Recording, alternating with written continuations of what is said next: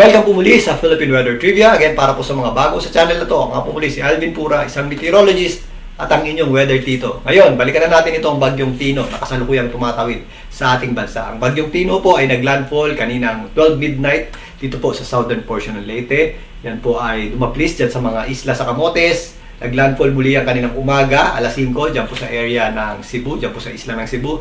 At nakatawid na rin po yan ng Negros. Kasalukuyan, ito po ay nandito sa may area ng Western Visayas, dyan po sa may isla ng Panay. Ito pong ating mga pagulan ay kasama nga ng bagyong Tino ay mostly nandito na po. Nagsishift na po yan dito sa central portion ng Visayas, Western Visayas at ito pong areas ng Mimaropa. Yung ating mga pagulan dito sa eastern portion ng Visayas at itaas na bahagi ng Mindanao, diyan po sa may Caraga, nababawasan na po yan, pero possible pa rin po yung mga scattered o kalat-kalat na pagulan dyan. Samantalang ito namang areas na malayo sa mismong gitna ng bagyo ay meron pa rin tayong epekto ng tinatawag nating shear line o yung ating amihan at easterlies nagsasalubong po dyan dahil hinihila po yan ng bagyong Tino. So meron pa rin tayong mga possible na kalat-kalat na pagulan sa Bicol region, Calabarzon, kasama po dyan ang Metro Manila, maging dito sa ilang bahagi ng Central Luzon. Kasama na po dyan ang areas ng Bulacan, Pampanga, Tarlac, Nueva Ecija, maging dito sa Aurora, at meron din tayong mga possible na kalat-kalat na pagulan dyan po sa areas ng Isabela at nag-extend pa po yan dyan sa mga areas ng Cagayan. So kasalukuyan, meron pa rin po tayong inaasahang malalakas na bugso ng hangin na directly associated dito po sa bagyong Tino, dyan po sa mga areas ng central at western portion ng Visayas at patungo yan dito sa areas ng northern Palawan. Ito pong bagyong Tino ay hindi po ganong lumina, yan po ay nasa typhoon category pa din ng pag-asa na may taglay na lakas na hangin na umaabot sa 150 km per hour malapit sa kanyang gitna at kung minsan may mga pagbugsong umaabot sa 205 km per hour. Ito po ay patuloy na kumikilos pa west-northwest sa bilis na 25 km per hour. Ngayon silipin natin itong official forecast ng pag-asa para po dito sa bagyong Tino.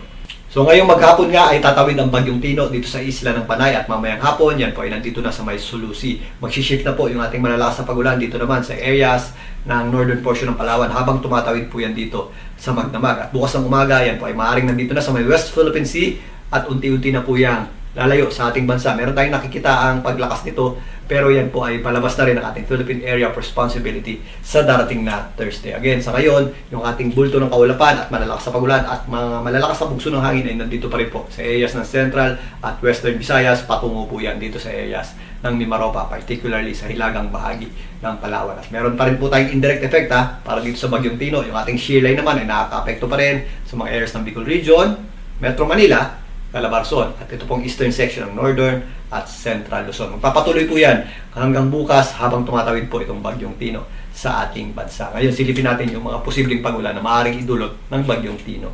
So narito naman ang pagtaya ng WRF model para sa mga pagulan. Posibleng idulot ng bagyong Tino. Pinapakita dito na nag-shift na yung ating malalakas na pagulan na associated sa bagyong Tino dito po sa may Western Visayas dahil nandiyan na po yung kanyang center at gitna. Nabawasan na po yung ating mga pagulan dito sa mga areas ng northern portion ng Mindanao, dyan po sa may Caraga at ilang bahagi ng Eastern Visayas. Dito sa summer area, meron pa rin tayong convergence yan. So mataas pa rin po yung ating chance ng pagulan at possible pa rin po yung ating mga kalat-kalat na pagulan at mga posibleng thunderstorms maging dito sa areas ng Bicol region, Calabarzon area, kasama na po dyan ng Metro Manila, lalong-lalo sa areas ng Quezon, Aurora.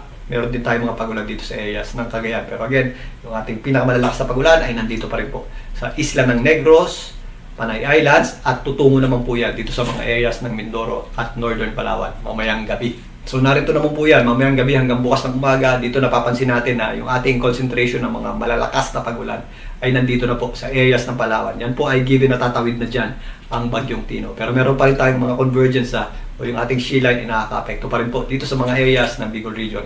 Kasama po dyan ang Metro Manila. So mataas pa rin po ang ating chance ng pagulan ngayong gabi hanggang bukas ng umaga. Pero kapag nakatawid na po ang bagyong Tino at palabas na or mas malapit na po yan sa ating Philippine Area of Responsibility, significantly mababawasan na po ang pagulan natin sa malaking bahagi ng ating bansa. So sa ngayon, kasalukuyan pa rin pong tumatawid ang bagyong Tino dito po sa western section ng Visayas at papunta po yan dito sa areas ng Palawan. So mag-ingat pa rin po tayo dyan sa mga posibleng epekto ng mga pagulan nito at mga destructive at damaging winds, particularly dito sa mga areas na dadaanan ng gitna or center ng bagyong Tino. At maliban dyan, meron pa rin po tayong mga pagulan na dulot ng ating shear line at ng ating amihan. So mag-ingat din po tayo sa mga possible effects niyan. Especially sa mga areas na mabubundok dahil possible po yung mga flash floods and landslides. Samantalang binabantayan din natin itong low pressure area sa labas ng ating Philippine Area of Responsibility na higit 2,000 kilometers pa ang layo dito po sa eastern section ng Mindanao. So halos dalawang area of responsibility pa po yan. So malayo pa po ito at marami pa pong posibleng magbago sa kanyang lakas at direksyon. Pero yan po ay posibleng pumasok sa loob ng ating Philippine Area of Responsibility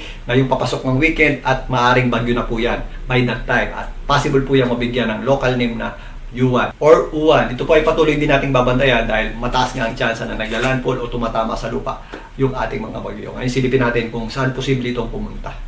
So narito ang ensemble forecast track na GPS para dito sa ating binabantayang low pressure area sa labas ng ating Philippine Area of Responsibility. Nakikitaan nga natin ito kumilos pa west, northwest, patungo dito sa direksyon ng Northern Luzon. Sa ngayon, meron po itong possibility sumabit dito sa northern portion ng Luzon.